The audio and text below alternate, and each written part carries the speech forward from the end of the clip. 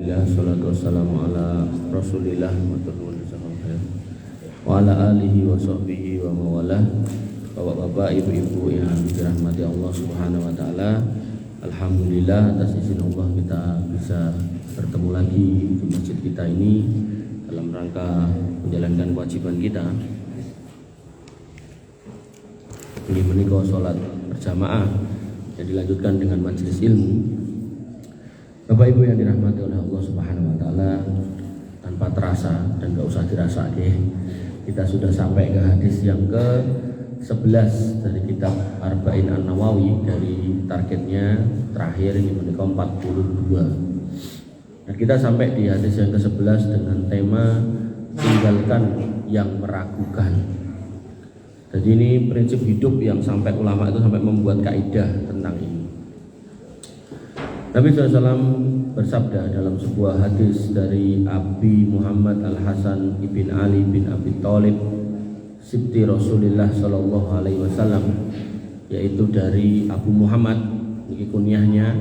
Nah itu siapa? Al-Hasan, sinten putrane Ali, niku sinten Sibti Rasulullah Sallallahu Alaihi Wasallam, putune Nabi Sallallahu Alaihi Wasallam, wa raihanatihi, dan kesayangan beliau SAW radhiyallahu anhuma, semoga Allah meridhoi anak dan bapaknya, yaitu Al Hasan dan Ali bin Abi Thalib. Qala, beliau berkata, hafidtu an Rasulillah sallallahu alaihi wasallam, aku menghafal dari Nabi sallallahu alaihi wasallam. Berarti niki beliau langsung nirang dari simbahe Nabi paring pangandikan napa?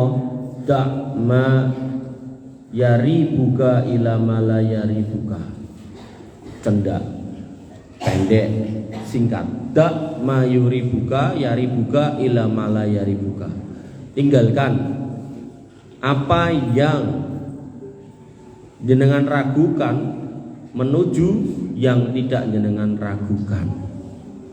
Ini kaidah penting banget dalam hidup, karena nanti banyak orang itu terombang-ambing dalam keraguan. Aku bingung nikahi si Siti apa si Markonah.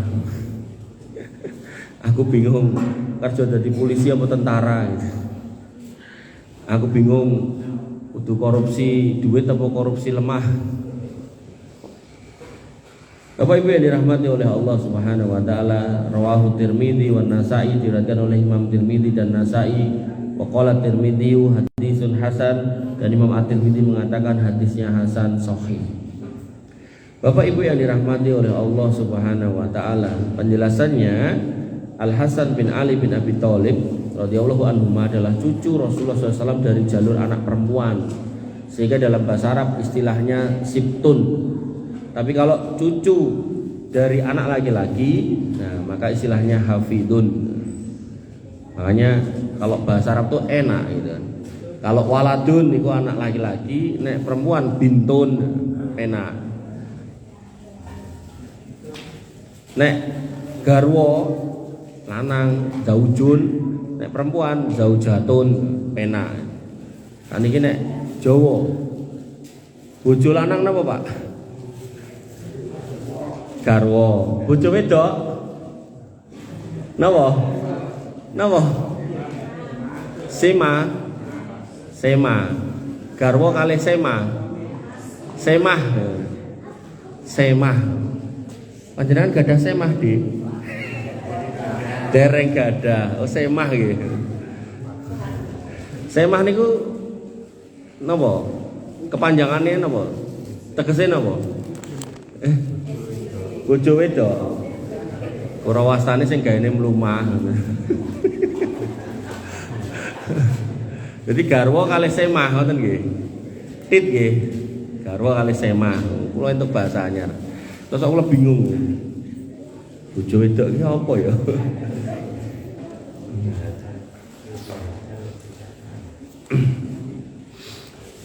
Nek anak lanang napa, Pak?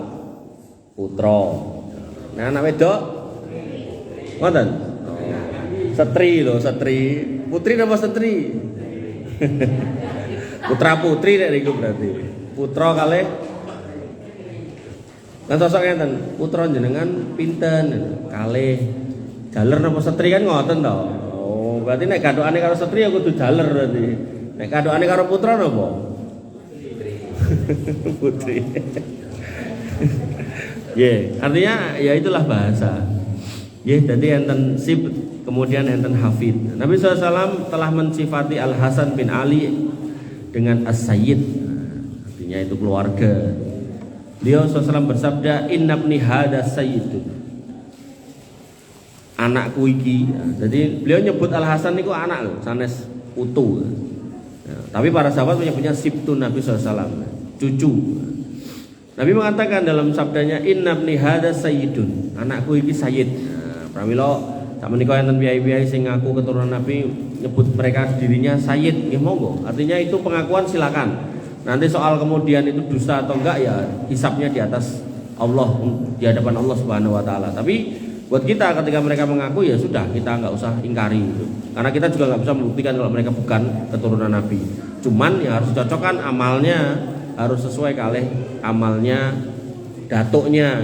Kalau datuknya mboten nyembah kuburan ya kutune ya ora entuk nyembah kuburan gitu. Maka di sini dikatakan inna ibni hada sayyidun. Anakku iki, putuku iki sayyid. Wa inni la arju ay yuslihallah bihi baina fi'atain. Dan aku benar-benar berharap anakku iki yang merupakan putuku iki bakal nengahi dua kelompok besar kaum muslimin yang lagi bertikai min ummati dari umatku. Wala Allah ayyusliha bihi baina fi'atain minal muslimin azimatain. Dan benar-benar aku berharap semoga harapanku itu terkabul, bahwasanya anak putuku iki yang namanya Al Hasan dia akan menjadi juru damai sing damai ke dua pasukan besar kaum muslimin. Niki ketika Nabi ngomong ngendikan niku putune enten beliau tesih gesang. Nabi SAW tesih gesang. Dan benar-benar doa beliau itu terjadi ketika Ali bin Abi Thalib wafat. Wafatnya Imam Ali ini kan pernah nanti kula Allahu an. Dan Muawiyah ini juru tulis wahyu Nabi SAW. Ini menunjukkan bahwasanya keluarga Nabi, sekali lagi keluarga Nabi itu enggak gila jabatan. Makanya kalau ngapunten enten piyai-piyai ngaku putune Nabi tapi kemudian kok kedonyan gitu kan, titik-titik donya gitu kan. Nah, maka niki sudah menyimpang dari apa yang difahami diajarkan oleh datuk-datuk mereka. Pecut-pecut, diduduk-duduk sirai, dijegluk-jegluk, dikoplok-koplok dewe gitu kan, dengan tujuan untuk memperingati kematian Imam Husain radhiyallahu an ketika terjadi peperangan antara 70 pasukan atau keluarga Imam Husain melawan dengan ratusan atau ribuan pasukan dari khalifah waktu itu, dari yaitu Yazid bin Muawiyah, kalah gitu kan. Dan kemudian orang Syiah menyampaikan kami bersedih dan kami harus melampiaskan kesedihan itu tahun demi tahun dengan ngoploki awake. Jadi jenengan padosi ten lah rasa adoh saiki ning Indonesia nggih sami yo. Indonesia nggih ngoten. Indonesia pun ngumpul mereka ten beberapa stadion ngoploki awake. Nek ten Iran, ten Afghanistan, ten Pakistan niku malah sampai napa cah cilik-cilik ngoten diduduk sirai metu getahe ngoten iki. Maka yang harus kita pahami itu ajaran yang keliru, ajaran yang salah, bahkan ajaran yang sesat. Kenapa? Karena tadi saya bilang Ali bin Abi Thalib niku sedo di pejahi piyai sanes ingkang pun wastani pun nami Abdurrahman ibnu Muljam, itu yang namanya Al Hasan dan Al Husain enggak pernah melakukan perbuatan seperti itu. Nah, iki kok kemudian wong sing ora putune ora anake kemudian mengaku, dengan begitu dia bisa mendekatkan diri kepada Allah Subhanahu wa taala dengan ikut merasakan kesedihan Imam Al Husain. Nah, ini kurang tepat nih. Bapak Ibu yang dirahmati oleh Allah Subhanahu wa taala. Tadi kemudian dalam hadis itu disebut bahwasanya yang namanya Al Husain adalah raihanah dari Nabi SAW. Nah, raihanah itu adalah bunga yang wangi. Jadi itu buah hati yang benar-benar dicintai Nabi SAW. Makanya ketika kepala Al Husain itu dibawa, itu khalifah waktu itu tuh sampai kaget gitu loh. Iki kok mbok ketok gulune iki piye gitu loh. Iki raine gaene diambung karo Nabi. Ora wong mriki goblok pun to kowe iki. Jadi khalifahnya kaget karena enggak ada instruksi sampai membunuh ngoten niku, mungkin nyekel gitu loh. Jadi ceritane Al Husain niku disurati kalih wong Kufah. Wong Syiah Kufah niku ten Irak niku. Mrene yo, kok tekan kene tak baiat gitu kan. surate melih mrene niki pun konsultasi kali sahabat-sahabat senior ten Madinah wancen niku mboten usah. Ning akhirnya tetap pengen mangkat, membawa 70 orang keluargane. Nah, khalifah niku wis was-was, wah engko gek muncul negara anyar gitu kan sing mimpin Al Husain, akhirnya doyak cegat aja nganti tekan Kufah. Kemudian berhentilah di Karbala niku. Nah, singkat cerita terjadi peperangan, kemudian ya namanya cuma 70 lawan ratusan atau ribuan orang pasukan yang terlatih ya kalah gitu kan. Akhirnya ya itu tadi dipenggal gitu kan, terus gowo duduh kalian khalifah, rumangsane komandane bakal dikai prestasi ini malah diunek-unek goblok men kowe gitu kan. Iki muka yang dicium sama Nabi, raihanatu Rasulillah SAW, kecintaannya Nabi kok ya mbok koyo ngene iki gitu. Bapak Ibu yang dirahmati oleh Allah, pokoknya nek nyritakake niku luar biasa lah. Makanya saya tadi di Bulu itu saya benar-benar menasihati diri saya dan kaum muslimin yang ada di situ bahwasanya kita ini bersaudara gitu loh. Ya, jenengan NU Muhammadiyah itu pilihan jenengan gitu kan. Tapi dalam hal ya kita ini sebagai seorang muslim, kita ini bersaudara gitu. Jangan sampai kemudian kita mengatakan surga nggon aku kowe mlebu neraka gitu kan. Kowe nek ra baiat karo imamku kowe nyemplung neraka, enggak boleh gitu. Kalau jenengan dengan bermajelis kemudian jenengan memahami sesuatu yang baru kemudian jenengan amalkan monggo. Tapi kalau kemudian dari amal yang baru itu terus jenengan menyesat-nyesatkan saudara kita sama muslim tanpa ada proses tabayun, itu kasihan. Jangan sampai nggih, jangan sampai wong ketika kemudian orang-orang yang bermaksiat, ahli maksiat aja, tukang mabuk, wong mendem, wong zina, ketika masih punya akidah yang lurus, Allah itu akan ciduk dari neraka kemudian dilebokke ten sungai kehidupan terus dikon mlebu surga, dislametke. Napa melih padha-padha salate, padha-padha madhep kiblat, ora tau molimo gitu. Mung gara-gara beda ormas terus akhirnya padha kerah, ya ampun nggih. Bapak Ibu yang dirahmati oleh Allah Subhanahu wa taala. Dalam hadis tadi Nabi mengatakan dakma yaribuka, tinggalkan sing mbok ragukan, mal ila mala yaribu, menuju yang tidak kamu ragukan. Dan ini kalimat singkat. Ini yang kemudian dikatakan oleh Nabi SAW bahwasanya Nabi Muhammad SAW itu dikaruniai jawami'ul kalim, kalimat singkat tapi maknanya dalam, kandungannya jero. Nah, maka pertama, agama Islam tidak menghendaki umatnya memiliki perasaan ragu dan bimbang. Jadi hakikatnya hadis ini atau ajaran ini menginginkan kita itu hidup itu di atas keyakinan, bukan di atas kebimbangan. Nah, termasuk salah satu agar kita terus yakin adalah belajar majelis ilmu. Dengan jenengan ngerti, oh saiki dadi ngerti, nek ternyata pedus wedok kowe entuk dibeleh gitu kan. Yakin nek wong ngomong kok rasah lho, kowe ora ngaji mesti ya ngoten to. Yakin gitu kan.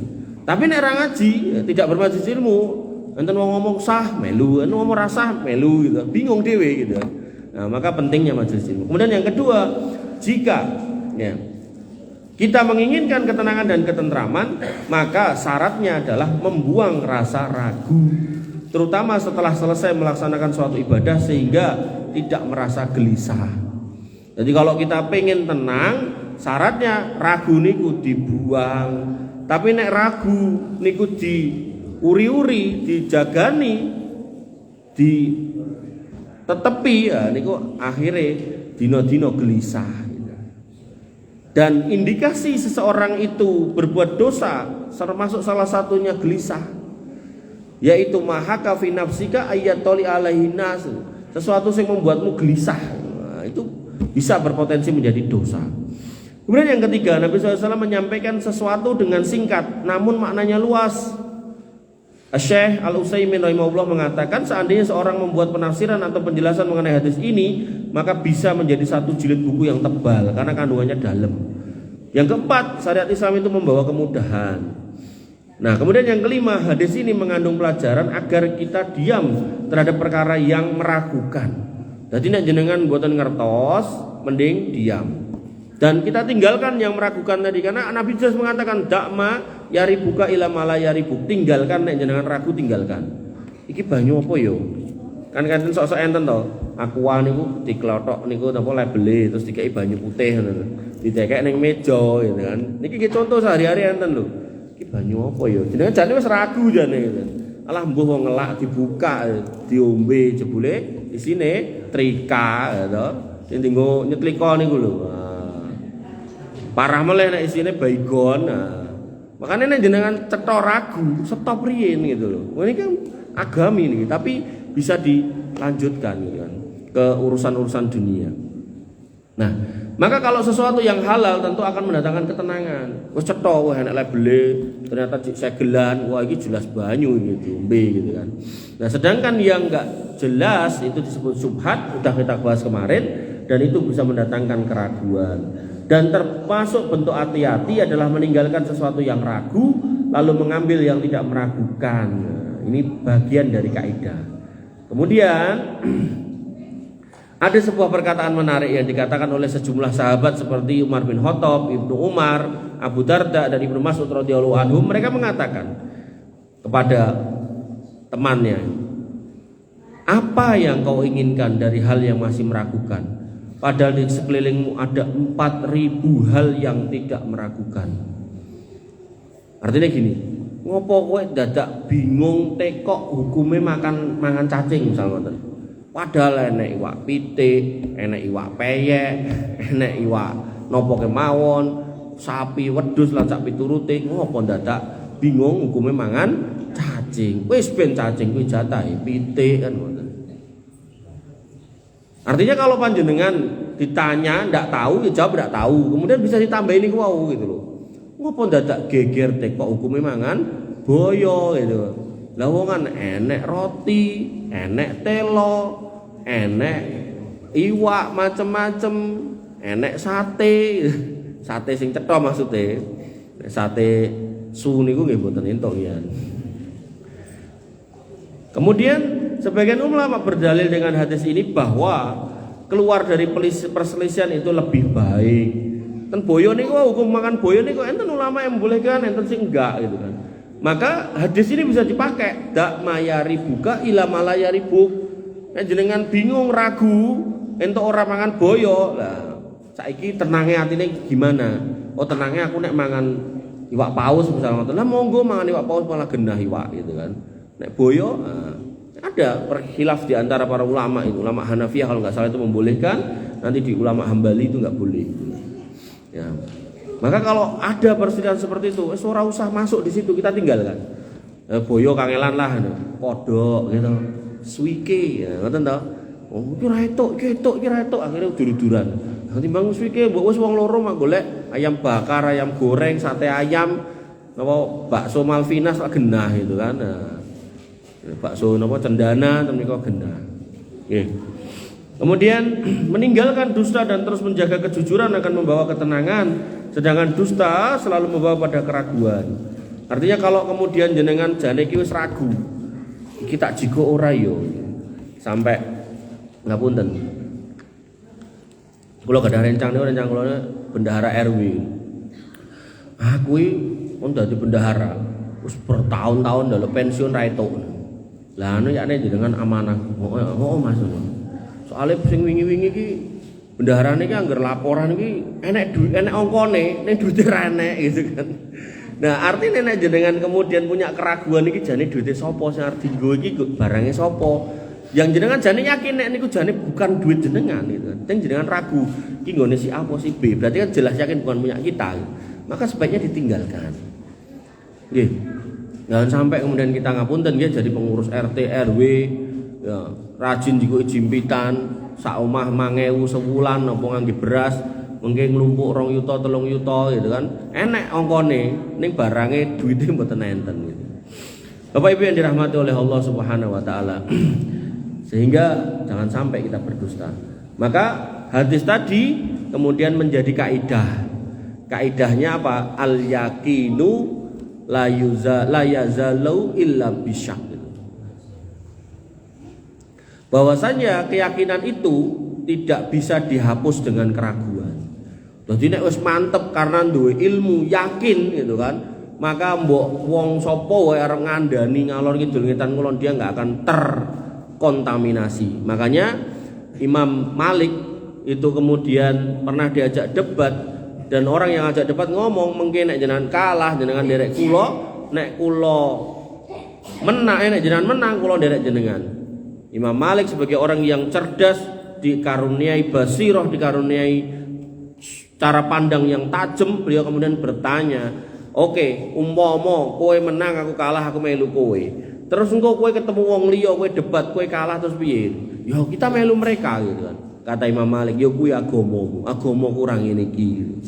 Agamaku kuwi wis di atas ilmu, tak sinaoni enek dalile jelas, aku melu, wis ngono wae gitu. Gampang. Ora usah aneh-aneh, ora usah gawe kere-keran. Wong sakniki nek emang babi itu haram itu meh kita mau nyari perdebatan soal halal haramnya babi mesti enten mawon gitu kan. Mesti enten mawon. Orang yang kemudian mencoba untuk menghalalkan yang haram itu mesti akan ada gitu.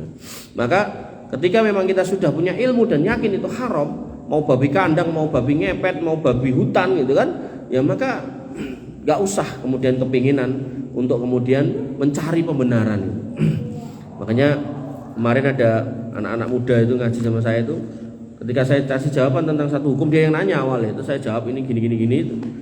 Terus dia nanya lagi ke ustadz lain, "Ustadz ini boleh, ustadz ini boleh loh." Yo, terus kowe arep milih sing ndi? Kowe tekok sing kono meneh ra etuk. Terus kowe tekok meneh etuk. Kan milih sing ndi? Apa ora bingung gitu. Ya, jadi agama tidak kemudian untuk dicari sing menurut kita gitu loh. Artinya kalau kita sudah dengar dalilnya udah benar sahih, ya udah kita ikuti. Bismillah gitu. Ittaqullah mastata'tum, kemarin udah kita bahas. Kemudian Bapak Ibu yang dirahmati oleh Allah Subhanahu wa taala, Nabi SAW bersabda, "La yansorif hatta yasma'a sautan au tajida rihaha." Menarik nih. Sosok kita itu kan lagi sholat ngoten to, nembe sholat tiba-tiba kok ngerasa kados enten sing medal kan ngoten. Koyone aku ngentut ki. Neng ragu jane. Nah, maka Nabi punya rumus. Ojo mbok ndekne salatmu, ojo mbok bubarke salatmu, ojo mbok batalke salatmu sampai krungu suarane apa mambu-ambune. Nah, niki untuk menghadirkan keyakinan. Artinya nek jenengan mboten krungu suarane makbrot ngoten. Dan jenengan juga mboten ngambu-ambune, lanjut salat. Karena memang ada setan sapi sial yang namanya khinzib yang dikirim untuk membuat ragu wong salat. Makanya enten piye salat iku, Allahu Akbar. Baleni meneh ra mantep, Allahu Akbar. Allahu Akbar. Wis ping 5 batalke wudu neh gitu kan.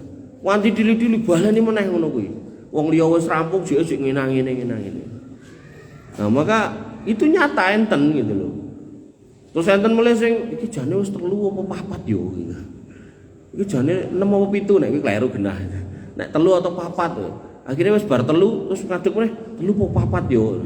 Makanya Nabi kemudian mengatakan kalau jenengan berhadapan dengan kondisi ngoten, jenengan ken ta'awud, a'udzubillahi minasyaitonirrajim, terus ken nyebul ke kiri kiwa ping 3 ben minggat niku setane. Nah, ngoten.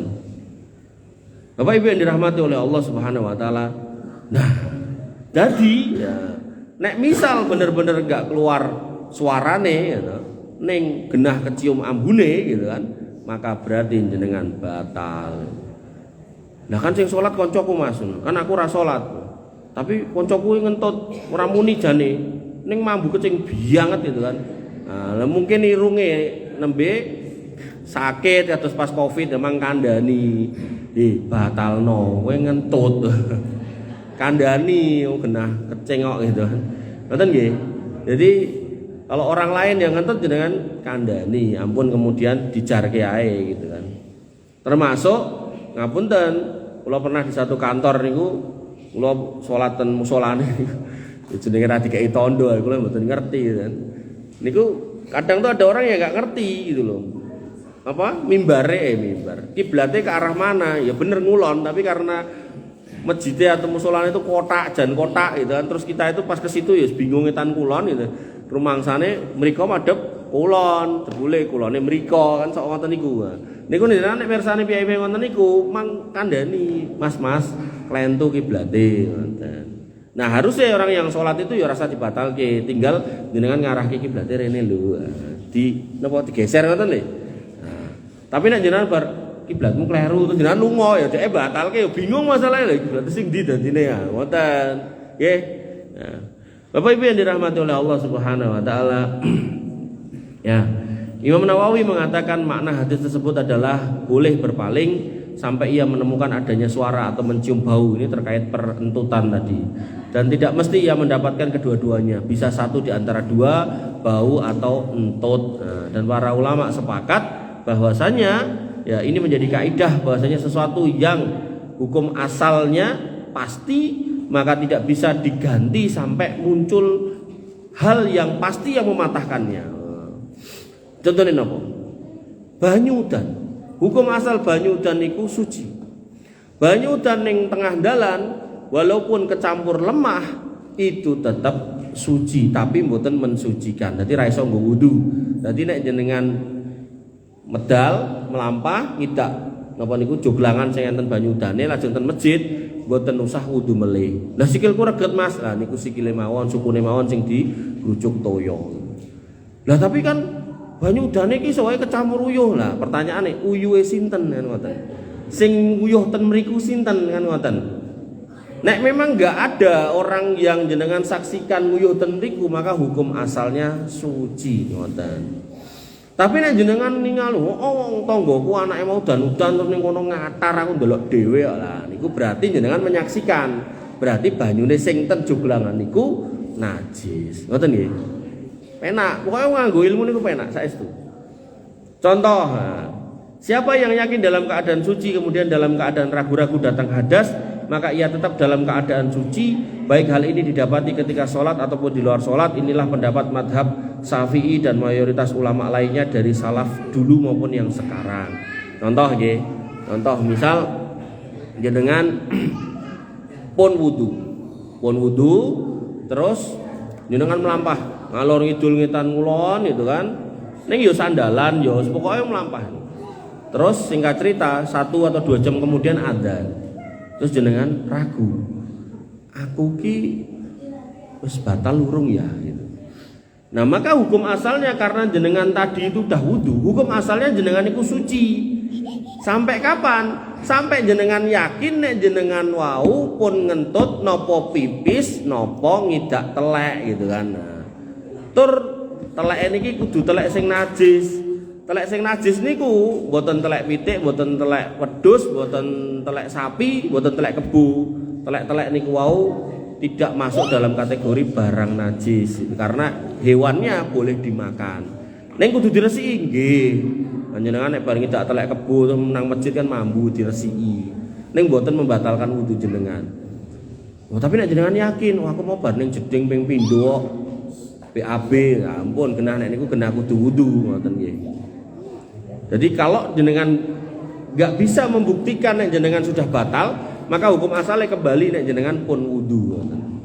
Walaupun sudah 2 jam 3 jam yang lalu.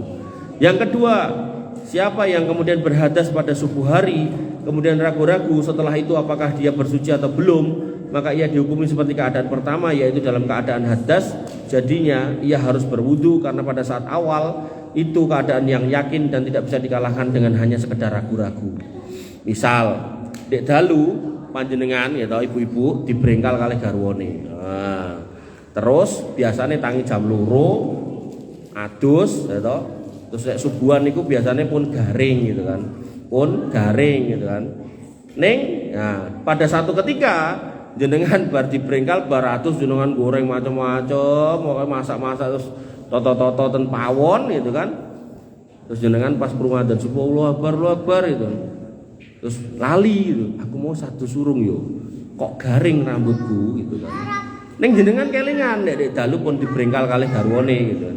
Nah, makanya kembali ke hukum asalnya yaitu bar brengkalan niku wau berarti kudu mandi junub. Ngoten. Pripun, Pak? Bingung. Kemudian yang ketiga, barang siapa yang pada sore hari menjelang matahari tenggelam telah berbuka padahal ia masih ragu akan tenggelamnya matahari, maka batal puasanya karena yang yakin adalah matahari belum tenggelam dan yakin tersebut tidak bisa dihilangkan dengan sekedar ragu-ragu. Jadi sore-sore pun mangan gitu kan. Terus bar niku ngopo-ngopo terus bar niku krungu adzan gitu. Lu akbar gitu. Aku mau buka apa urung ya gitu. Ya aku mau pas makan mau sadan apa urung ya gitu. Maka karena jenengan krungu adzane keri, maka hukum asalnya bahwasanya jenengan pas buka tadi tidak pas adzannya, maka poso jenengan batal. ngoten. Jadi harus clear. Kemudian yang keempat, seorang yang membeli air dan mengklaim bahwa air itu najis, lalu si penjual mengingkarinya, maka yang dipegang adalah perkataan si penjual. Kula dodol banyu, Mas Sigit sing tuku. Wis dituku go mulih. Najis ki gitu kan. Terus tekoke ten kula, najis ya Mas banyumu. Ora yo, banyu genah sanga anu kok pamok PDAM kok najis piye. Nah, maka walaupun Mas Sigit berpendapat itu najis, maka hukum asalnya kembali kepada saya yang menjual karena asal banyunya dari saya. Sama kayak udan tadi loh. Udan niku ten langit niku suci, begitu turun, blek niku tetap suci sampai jenengan bisa membuktikan kecampur najis sama napa mboten. Nah. Kemudian yang kelima, jika seorang berpergian jauh ke satu negeri dan tidak lagi kedengar kabarnya dalam jangka waktu yang lama, lalu muncul keraguan dia masih hidup atau enggak, padahal tidak ada berita yang menunjukkan kematiannya, maka sampai belum datang satu keyakinan maka tidak boleh dinyatakan mati. Ini sebenarnya dalam fikih nggih. Tapi kalau dalam hukum di negara kita, piye-piye jaler niku nek mengucapkan napa akad nikah niku terus kan maca sigot taklik talak gitu. Talak yang digantung. Kalau saya tidak memberi nafkah istri saya selama 6 bulan berturut-turut atau mengabaikannya selama 2 tahun, maka jatuh talak saya gitu. Nah, maka dalam konteks itu ya tidak dinyatakan mati laki-lakinya atau suaminya, tapi si istri boleh mengajukan gugatan cerai. Jadi ini dibedakan nggih. Jadi kalau jelas belum ada jenazahnya atau belum ada foto kematiannya yang membuktikan kalau dia mati, dia nggak boleh dinyatakan mati, nggih. Tapi ngapunten, ibu-ibu garwa seorang mau napa namanya mau bojo wedok napa? Semah.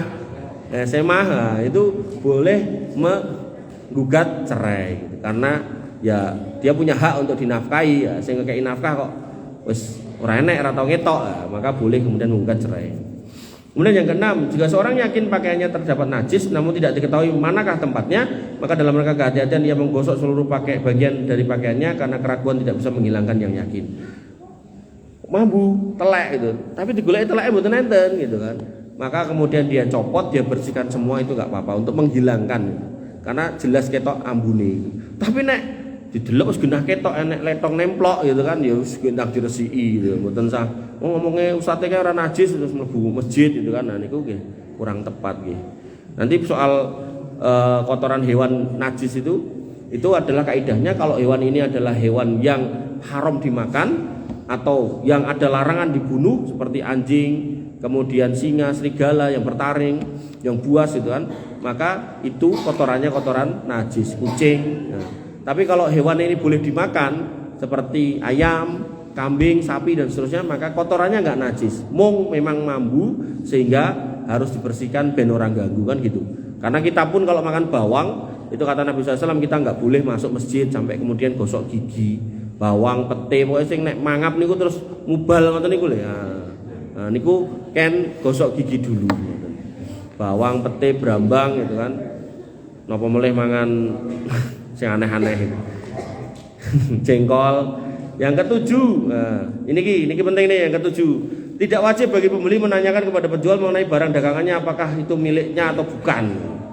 Jadi kita kadang nek ngarani napa pasar silir niku pasar napa? Maling ya toh.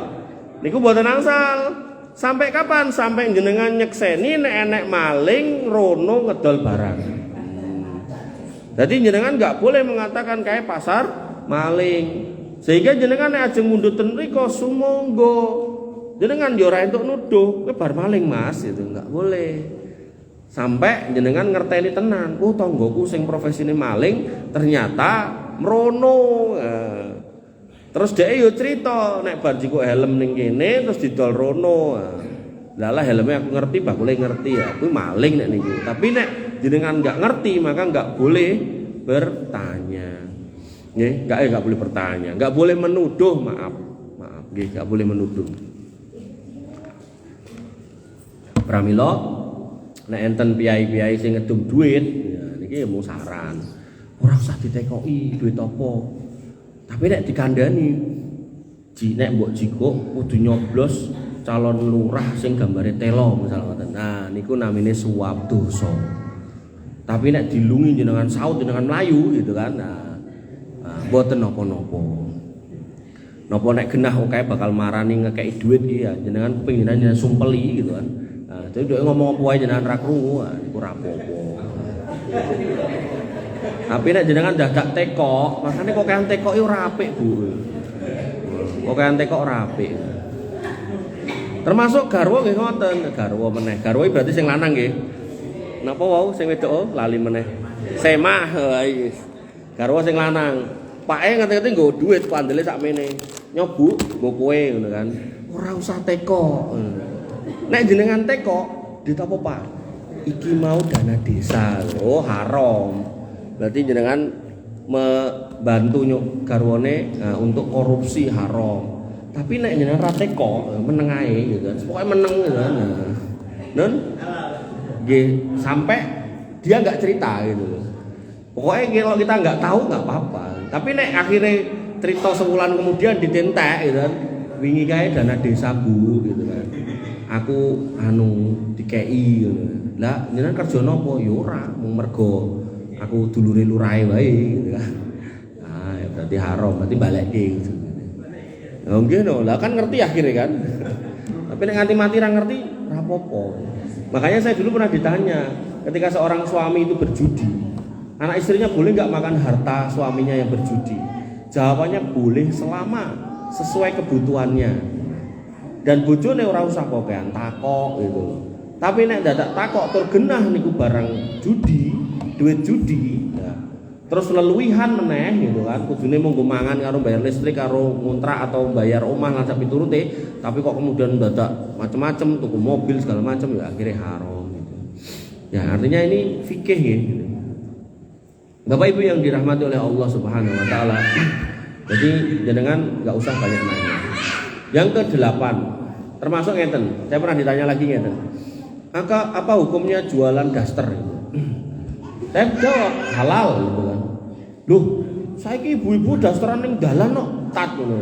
Loh, jenengan pas ditukoni iku dadak teko ora? Nek jenengan dadak teko, iki engko mbok nggo ning ndi Bu ngono. Tak nggo ning dalan lah pas lagi ngobrol jagongan karo tanggaku, daster sing keleke ketok kae denisis ngono. Wah nek jeke jawab ngono berarti jenengan ra itu ngedoli. Ya. Tapi nek jawabane jenengan ra teko pokoke tuku didoli ya ndak apa-apa. Ngoten nggih. Sami jenengan misal dodolan niku racun tikus. Nek wong tuku, jenengan doli ya wis gitu kan. Tapi nek dadak mbok teko mbok apa Mas gitu kan. Nggih ngracun Pak kula. Nah niku jenengan ra entuk ngedori. Ra entuk lading nggih ngoten, senjata tajam niku nggih mboten angsal. Dadi jenengan dodolan lading, dodolan arek dadak teko. Akhire dhek jawab kowe mlathok tangga kula ngoten. Nah niku mboten entuk jenengan ngedoli. Nggih. Yang ke-8, kehati-hatian dalam rangka ragu-ragu dalam masalah menilai suatu air bukanlah hal yang disunahkan. Bahkan tidak disunahkan sama sekali untuk menanyakannya. Makanya tadi saya bilang, kokean tekok niku mboten sae. Bahkan yang dianjurkan adalah membangun perkara di atas hukum asalnya yaitu suci. Jadi hukum asalnya pokoknya kita nggak boleh seudon. Enek wong ngekeki ditompo gitu kan.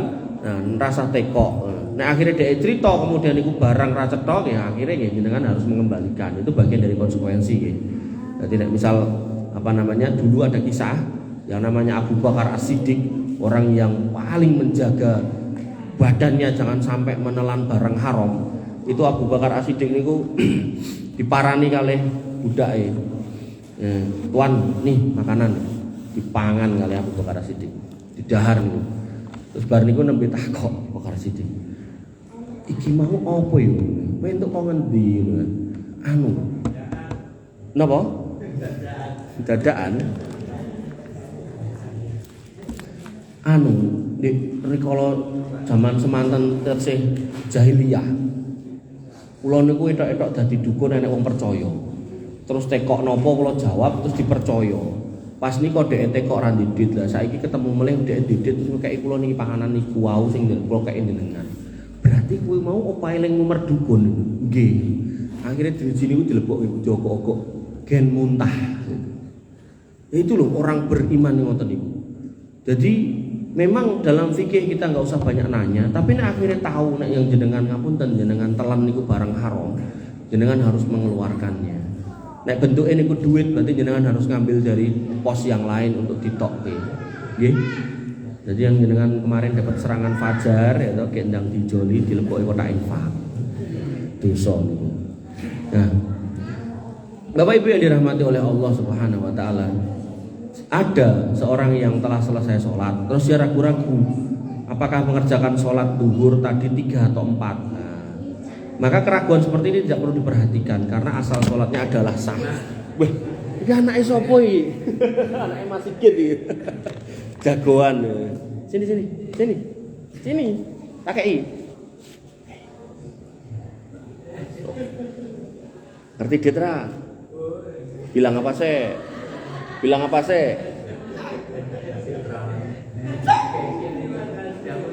Anu ketoke. Modelnya kayak keras kepala gitu. Salim sik. Oh, luar biasa iki. Bapakmu sing ndi? Dudingen. Nggih. Jadi misal jenengan bar rampung salat, terus jenengan ragu, "Ki mau aku mau salat 3 apa 4 yo?" Ora usah dipikir, Pak. Bu. Jadi langsung aja jenengan pun salat pun sah pun rampung. Mungkin jenengan baleni, wah setane keplok-keplok. Jenengan salat meleh ya toh, rampung ragu meneh. Ki mau 3 apa 4 baleni nih akhirnya salat asar apa salat zuhur ping 7 ya. Bahaya ini. Nggih, dadi nek jenengan ragu jenengan tinggal nggih. Ya, kecuali nah enten putrane jenengan ngematke enten CCTV, mah atau mbok gitu. Kula ningali CCTV jenengan niku salat asar kok ping 3. Nah, niku pun entek buktine, ampun dibantah. Wes ngarang kowe, aku salat yo ping 4. Buktine enten iki lho kamera CCTV. Kameramu salah malahan. Mbok bilih cekap semanten jam 8 langkung. Kirang langkungipun nyuwun ngapunten. Mugi-mugi bermanfaat. Intinya hadisnya pendek sekali. Dak mayari buka ila malayari buk. Tinggalkan sing jenengan ragukan menuju sing gak ragu. Harapannya kita bisa hidup kanthi tenang, boten gelisah, boten susah, boten masuk yang galau kok musim adem ra nek sing ngancani ya. Emang ragu ya gendang mangkat. Bapak Ibu yang dirahmati oleh Allah Subhanahu wa taala, pilih cekap semanten yang sangat kula aturaken kirang ampun kunjungan pangapunten akhirul kalam. Subhanakallahumma wa bihamdika asyhadu an la ilaha illa anta astaghfiruka wa atubu ilaik. Assalamualaikum warahmatullahi wabarakatuh.